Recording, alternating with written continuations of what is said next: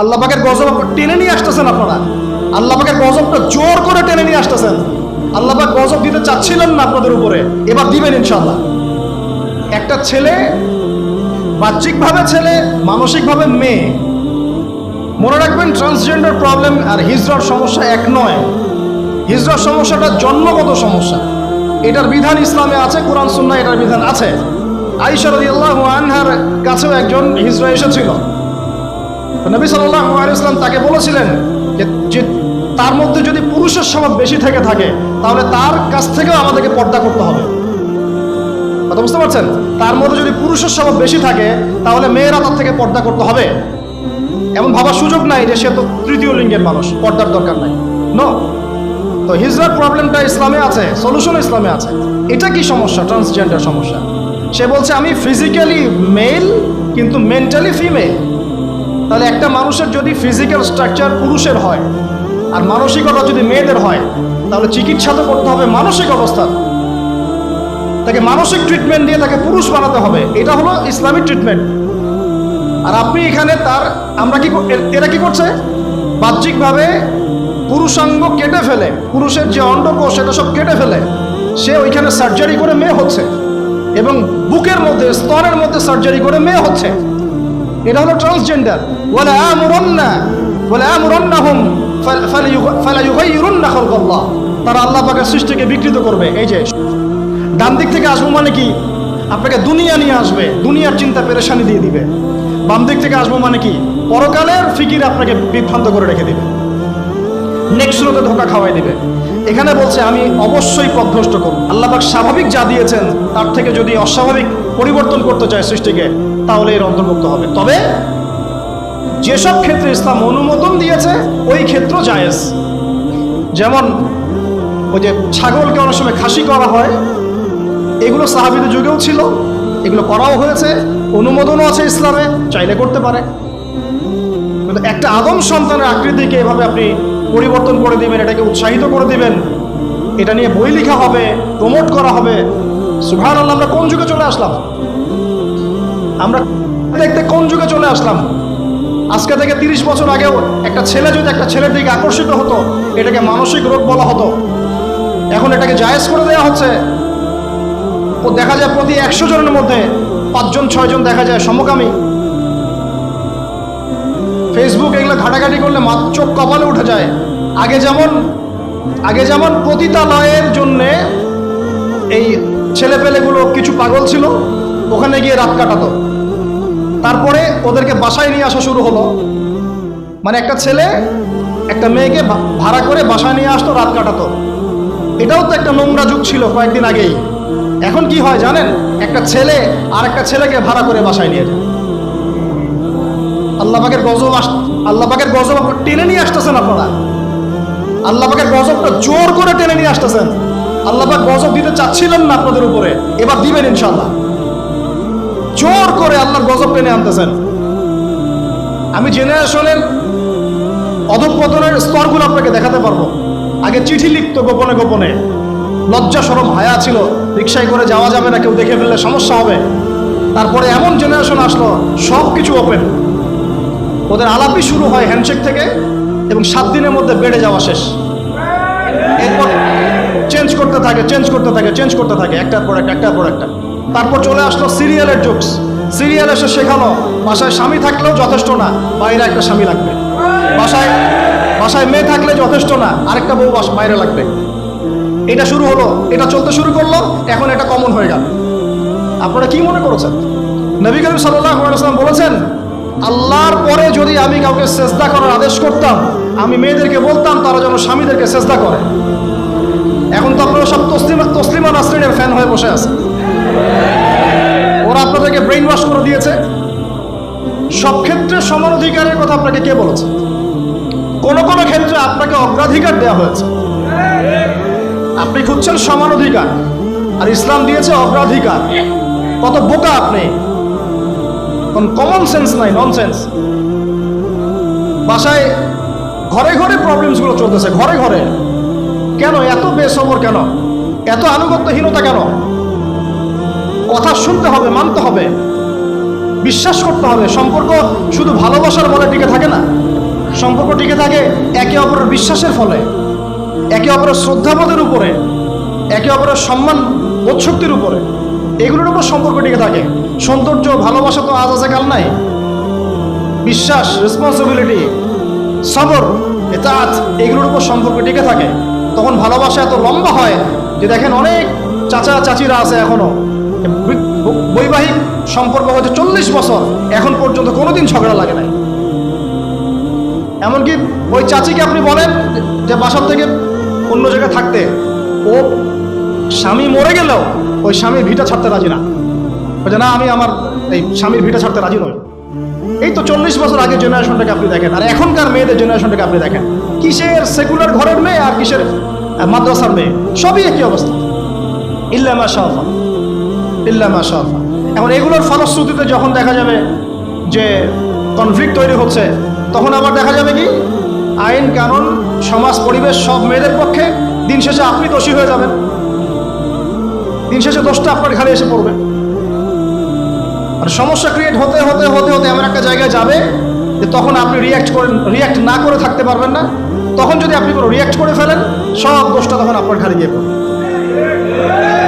এভাবে আস্তে আস্তে পরিবারগুলো ভেঙে যাচ্ছে। ভালো লাগছে না, আল্লাহ পাকের নেয়ামত ভালো লাগছে না। আর যারা দিনদার, যে স্বামীরা দিনদার, পরহেজগার, মুত্তাকি এবং দ্বীনের পথের পথিক, তাদের জন্য স্ত্রীদের ভূমিকা কেমন হওয়া উচিত? স্বামীকে স্পেস দিতে হবে, তার মাথাটাকে ঠান্ডা রাখতে হবে, তাকে আল্লাহর জন্য ওয়াকফ করে দেওয়া লাগবে যে আমার স্বামী আল্লাহর জন্য, আমার স্বামী উম্মতের সম্পদ, তার যেন কোনো পেরেশানি না হয়, তাকে যেন এক গ্লাস পানিও ঢেলে খেতে না হয়, সে ওই টাইমটা যেন আল্লাহর দিকে দিতে পারে। এতে আমিও জান্নাতে যাব, সেও জান্নাতে যাবে ইনশাআল্লাহ। পরিবারগুলো এইভাবে হচ্ছে না। কিছু কিছু বিষয় আমি নিজেও খুব ফেড আপ। আবার অনেক সময় আমরা যারা আছি, আমরা আবার স্ত্রীদের উপর অনেক বেশি কঠোর হয়ে যাই। এত বেশি কঠোরতা দিয়েও আসলে পরিবারকে শক্ত করা যাবে না। নরম হতে হবে, সবর করতে হবে, ধৈর্য ধরতে হবে, তবে সব কিছুর একটা সীমা আছে। ওই সীমা অতিক্রম করে গেলে তখন কি আর করার? তখন আসহাবুল কাহাফ হয়ে যেতে হবে। আসহাবুল কাহাফ, নিজের কবরের ফিকির নিজে করি, নিজের পথ নিজে বুঝি, কিছু করার নাই। তো যেখান থেকে এখানে আসছে ভাই, আমি অনেক লম্বা সময় নিয়ে ফেলতেছি, আপনার কি বিরক্ত হচ্ছেন?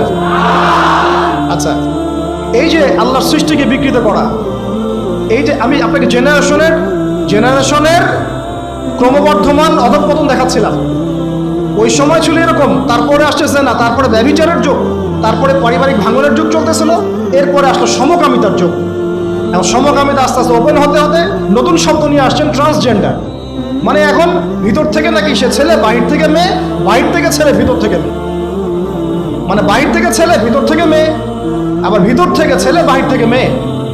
যদি এমনই হয় তাহলে সমস্যাটা কি শারীরিক না মানসিক? আমাকে বলেন, এই সমস্যাটা কি শারীরিক সমস্যা না মানসিক? ওর জন্য মানসিক হাসপাতাল খোলেন, ওর জন্য ওকে পাবনায় পাঠান, অথবা অন্য কোনো জায়গায় পাঠান, চিকিৎসা করতে হবে। মাথা থেকে সে মেয়ে, একটু বোঝেন, মাথা থেকে মেয়ে, বাইর থেকে ছেলে, সার্জারি করে সে মেয়ে হচ্ছে। মেয়ে হয়ে কার সাথে সে সেক্সুয়াল সম্পর্ক করবে? ছেলের সাথে না মেয়ের সাথে? ছেলের সাথে না মেয়ের সাথে? তাহলে আগে ছিল ছেলে, সার্জারি করে হলো মেয়ে, যৌন সম্পর্ক করবে কার সাথে? ছেলের সাথে। তার মানে সে ছেলে ছিল, ছেলের সাথেই যৌন সম্পর্ক করছে। এই আদতে একটা সমকামী। এটা ট্রান্সজেন্ডারশিপ নয়, এটা একটা সমকামিতাই। শুধু একটা ঘুরিয়ে খেলেন আপনি, ওই সুদকে সরাসরি খাওয়ার, ঘুরিয়ে খাওয়ার মতো। একটা ছেলে, একজন মনে করেন যে মেয়ে, ফিজিক্যালি মেয়ে, মানসিকভাবে ছেলে, সার্জারি করে এখন সে ছেলে হতে যাচ্ছে। তো এই যৌন সম্পর্ক করবে কার সাথে? মেয়ের সাথে। তাহলে সৃষ্টিগতভাবে ছিল মেয়ে, যৌন সম্পর্ক করছে এখন মেয়ের সাথে, সেও একটা সমকামী। তাহলে আদতে এইসব নামগুলো দিয়ে আমরা সমকামিতা প্রমোট করলাম। আর সমকামিতা সম্পর্কে এই যে আল্লাহ পাকের কালাম আল কুরআনুল কারীমের মধ্যে এমন ভয়াবহ শাস্তির কথা আছে যেটা অন্য কোনো পাপের কারণে হয়নি। আল্লাহ পাক বলেছেন, হে লূত, তোমার কওম এমন পাপ করছে, এই পাপ এই মহাবিশ্বে কেউ কোনোদিন করে নাই। ওই যে প্রথম তাগুতের গোড়া পশ্চিমারা এটা সুন্দর করে ভিডিও করে ইন্ডাস্ট্রি খুলে নায়ক নায়িকা ওদের রেডিমেড ভাড়া করা থাকে, পর্ন স্টারগুলো, এরা সমকামী। এই সমকামিতার ভিডিওগুলো সারা বিশ্বে ছড়িয়ে দিয়ে মানুষের মগজগুলো আস্তে আস্তে ওইদিকে নিয়ে গেল। কেউ জানতোই না যেগুলো বলে কিছু আছে। এটা ইন্ডাস্ট্রি, একটা ফিল্ম ইন্ডাস্ট্রির মধ্যে একটা ইন্ডাস্ট্রি। এখানে নায়ক নায়িকা থাকে, ওরা ওদের নায়ক নায়িকা টাকা দিয়ে ভাড়া করা হয়, করে এদেরকে দিয়ে কাজগুলো তারা করে। এটা তারা এনজয় করে না, শুটিং করে। তারা এগুলো এনজয় করে না, কি করে? শুটিং করে। একটা দুইটা ক্লিপ, এগুলো একদিন দুই দিনে হয় না, এটা এক সপ্তাহ ধরে, 2 সপ্তাহ ধরে, 1 মাস ধরে শুটিং করতে হয়। যারা এই পথ থেকে ফিরে আসছে তাদের বিবৃতি হচ্ছে এগুলা, খুবই নির্মম। যে করতে চায় না, ওই প্যাচের মধ্যে পড়ে গেলে ওকে বিভিন্নভাবে ব্ল্যাকমেল করে করানো হয়। তো এই ভিডিওগুলো সারা বিশ্বে ইন্টারনেটের মাধ্যমে ছড়িয়ে দেওয়া হলো। মানুষ দেখে দেখে দেখে দেখে এগুলো শিখলো। তাই তো সমকামীও হতে পারে, একটা ছেলে একটা ছেলের সাথেও করতে পারে, একটা মেয়ে একটা মেয়ের সাথেও করতে পারে। এটা আসলো ওই কওমে লূত থেকে। আল্লাহ রাব্বুল আলামিন বলছেন, হে লূত, তোমার কওম এমন কাজ করলো যে কওম মহাবিশ্বের কেউ কখনো করে নাই। আল্লাহ পাক তাকে দাওয়াত দেওয়ার আদেশ করলেন, তিনি দাওয়াতে কাজ করতেই থাকলেন। তারা তো শুনলই না, বরং বলল, আচ্ছা তুমি নিজেকে খুব পবিত্র রাখতে চাও, এই গ্রাম থেকে তুমি বের হয়ে যাও। লূত আলাইহিস সালাম বের হয়ে গেলেন। তার স্ত্রী তার কথা শুনলো না। আল্লাহ পাক বললেন, তা তোমার স্ত্রী এই জালেমদের অন্তর্ভুক্ত হয়ে যাবে, তুমি নিজে এখান থেকে বের হয়ে যাও। লূত আলাইহিস সালাম বের হয়ে গেলেন।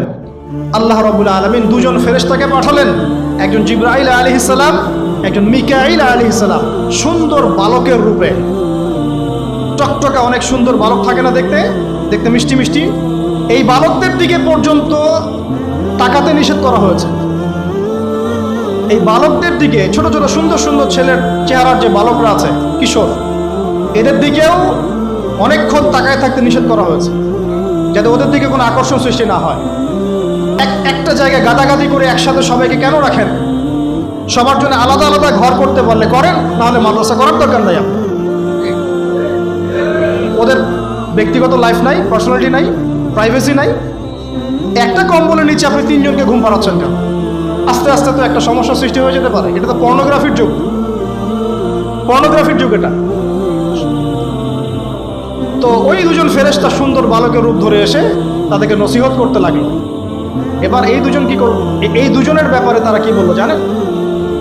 তারা লূত আলাইহিস সালামের কাছে এসে বলছে, হে লূত, তোমার মেহমানদেরকে আমাদের হাতে তুলে দাও। তখন লূত আলাইহিস সালাম বলছেন যে, একটা কি জানি, আলাইসা মিনকুম রাজুলুন রশীদ, আরে তোমাদের মধ্যে কি একটা ভালো মানুষও বাকি থাকলো না? আলাইসা মিনকুম রাজুলুন রশীদ, তোমাদের মধ্যে কি একটা ভালো মানুষও বাকি থাকলো না? আমার মেহমানদেরকে পর্যন্ত এভাবে চাচ্ছ? হাউলাই বানাতি ইন কুনতুম ফাইলিন, যদি তোমাদের চাহিদা থেকে থাকে, আমার মেয়েরা আছে, মেয়েদেরকে বিয়ে করে নাও। সুবহানাল্লাহ, কত বড় কলিজা একটা নবীর, দেখেন কত দরদ। তোমরা পাপ কাজ থেকে দূরে থাকতে পারছো না, হালাল পথে ফিরে আসো, প্রয়োজনে আমার মেয়েদেরকে তোমাদের সাথে বিয়ে দিচ্ছি, আমাদের মেয়েদেরকে বিয়ে করে নাও। ও বলছে, তারা বলছে, না, তুমি তো জানোই ভালো করে, ইন্নাকা লা তা'লামু মা নুরিদ, তুমি তো খুব ভালো করেই জানো আমরা আসলে কি চাচ্ছি। আস্তাগফিরুল্লাহ। মানে তোমার মেয়েদের ব্যাপারে আমাদের কোনো আগ্রহ নাই, ওই ছেলে 2টার ব্যাপারে আমাদের আগ্রহ। ওই যে ভিতর থেকে পুরুষ, বাইরে থেকে মেয়ে, বাইরে থেকে পুরুষ, ভিতর থেকে মেয়ে। এই তো সাইকোলজিক্যাল ব্যাপারটা এরকম না? ছেলের প্রতি আগ্রহী, মেয়ের প্রতি কোনো আগ্রহ নাই, ছেলের প্রতি আগ্রহ। এখন আল্লাহ রাব্বুল আলামিন বললেন যে, সকালের জন্য অপেক্ষা করো, আলাইসা সুবহু বিকরিব, আর সকাল কি নিকটবর্তী নয়? আল্লাহ জিজ্ঞাসা করছেন। লূত আলাইহিস সালামকে বললেন যে, বের হয়ে যাও। এই যে 2 জন ফেরেশতা তাদের আসল আকৃতিতে আসলেন, 2 পাখা দিয়ে। এই জায়গাটা আপনারা চিনবেন, জর্ডানের পাশে ডেড সি, মৃত সাগর। ওই জায়গাটাকে এইভাবে আসমানে উঠিয়ে আসমান থেকে আল্লাহ পাথর বর্ষণ করে এগুলোকে রজম করলেন, থেতলা করলেন। রজম মানে কি? পাথর নিক্ষেপ করে থেতলা করে দেয়া, তারপরে এই জায়গাটাকে উল্টিয়ে দাফন করে দিলেন। এটা হলো এই ডেড সি, মৃত সাগর। এই সাগরে কেউ ডুববে না, এই সাগরে যে যাবে ভেসে থাকবে। এখন আমরা কি এই শাস্তিটাকে ডেকে নিয়ে আসতে চাচ্ছি আল্লাহর কাছ থেকে? আমরা এই শাস্তিটাকে, ওয়াল্লাহি এই শাস্তিটাকে আমরা ডেকে নিয়ে আসতেছি বাংলার মাটিতে। এই শাস্তি তো পশ্চিমারা পড়বেই, এই শাস্তিতে পশ্চিমারা পড়বেই, কারণ এইটা ওরা প্রমোট করেছে সারা বিশ্বে, এটা ওরা প্রমোট করেছে। এই জন্যই হাদিসের সাথে মিলিয়ে নেবেন, কিয়ামতের আগে আগে তিনটা বড় বড় ভূমিকম্প হবে, একটা দুইটা না, তিনটা। তার মধ্যে একটা হবে পশ্চিমা বিশ্বে, আমি এখনই বলে দিলাম। এমন ভূমিধস হবে, একটা পুরো বড় অংশের মাটিতে দেবে যাবে, ধসে যাবে। এটা সামনে আসতেছে, কারণ তারা সমকামিতার পাপটাকে সারা বিশ্বে প্রমোট করেছে, কারণ তারা সুদের ভিত্তিতে সারা বিশ্বে আল্লাহ এবং তার রাসূলের সাথে যুদ্ধ করেছে, মায়ের সাথে জেনা করেছে। আল্লাহর সাথে যুদ্ধ করে যেমন পার পাওয়া যাবে না, রাসূলের সাথে যুদ্ধ করে পার পাওয়া যাবে না, এই যে সমকামিতা প্রমোট করে, পর্নোগ্রাফি প্রমোট করে, মাদকদ্রব্য ছড়িয়ে দিয়ে সারা বিশ্বের মাজলুম মুসলমানদেরকে হত্যা করে কোনোদিন পার পাওয়া যাবে না। আল্লাহ পাক সবর করছেন, দেখছেন, কিন্তু আল্লাহ পাক ছেড়ে দিবেন না, ইনশাআল্লাহ ছেড়ে দিবেন না। এই ভূমিকম্পটা আসতেছে সামনে। আর দুইটা কোথায় কোথায়? আর একটা পূর্ব দিকে। পূর্ব দিক এখন কোন দিক? পৃথিবীর সেন্টার থেকে আপনারা হিসাব করে দেখে নেন। আর একটা বাকি থাকবে, ওইটা হচ্ছে মাঝখানে, এই যে জাজিরাতুল আরবের মধ্যে। তো প্রিয় ভাইরা, অনেক ভিতরে চলে গেলাম। আল্লাহ পাক আমাদেরকে এই ধরনের যাবতীয় ফিতনা ফাসাদ থেকে হেফাজত করুন।